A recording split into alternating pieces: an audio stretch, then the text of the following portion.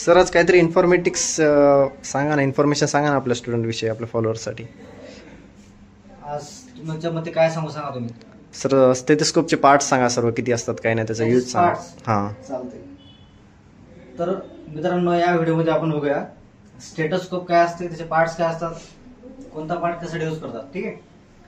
तर तुम्हाला जे ब्लॅक कलर मध्ये दोन दिसत आहेत ते आपण आपल्या कानामध्ये टाकण्यासाठी वापरतो. याच्यामधून आपल्याला साऊंड ऐकू येतो. ठीक आहे. या आपल्या डायफ्रागम मधला.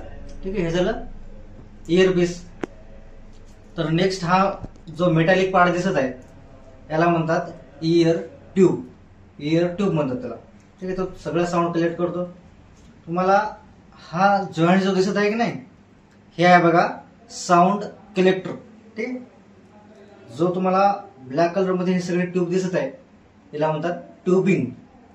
ठीक आहे. नेक्स्ट आहे बघा तुम्हाला हे जे बेल सगळे दिसत आहे त्याला म्हणतात चेस्ट पीस. ठीक आहे. त्याला पूर्ण म्हणतात चेस्ट पीस. तो समोरचा भाग दिसत आहे जे की नॉर्मल तुम्ही बघितला असेल, चेस्ट वरती आपण प्लेस करतो आणि साऊंड ऐकतो, याला म्हणतात डायफ्रागम.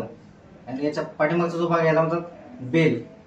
आणि इथं तुम्हाला एक वॉल दिसते बघा, या वॉलला म्हणतात अकॉस्टिक वॉल स्टेम असं, या वॉलला असं म्हणतो आपण.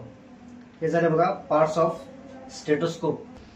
सर आता स्टेथोस्कोपचे युजेस सांगा ना, कशासाठी आपण स्टेथोस्कोप वापरतो. युजेस आपण स्टेथोस्कोप वेगवेगळे साऊंड ऐकण्यासाठी यूज करतो. आपले हर्ट साऊंड्स, आपले बोवेल साऊंड्स, जे साऊंड हाय फ्रिक्वेन्सीचे राहतात ते आपण आपल्या डायफ्रागमद्वारे हिअर करतो, ऐकतो. आणि जे साऊंड लो फ्रिक्वेन्सीचे राहतात ते आपल्या बेलद्वारे आपण ऐकतो.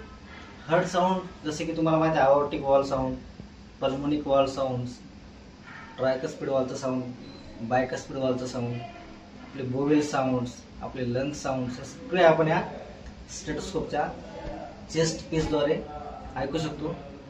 हे झालं बघा सगळं स्टेथोस्कोपच्या निगडीत. Thank you sir.